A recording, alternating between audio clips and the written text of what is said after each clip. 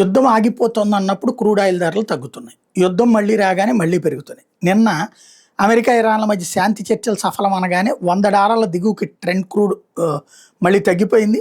అంతర్జాతీయ మార్కెట్ల నుంచి సానుకూలతలు వచ్చినాయి. దాదాపుగా 6 లక్షల కోట్ల రూపాయల సంపద సృష్టించబడిందని చెప్పాలి. ఒక్కసారిగా రేట్లు పడిపోయినాయి. బట్ ఈ పడిన తర్వాత మళ్ళీ దాడి. ఈలోపు అమెరికాలో ట్రంప్ కుటుంబ సభ్యులు, ట్రంప్ స్నేహితులు మాత్రం ఈ తగ్గిన రేటుకి ఈ పెట్రోల్ డీజిల్ కొన్నారు. అయిపోయాకే వాళ్ళు మళ్ళీ ధరలు పెరిగిపోయినాయి. మళ్ళీ వాళ్ళు అమ్మేస్తారు. అంతా ఆన్ పేపరే ఉంటుంది.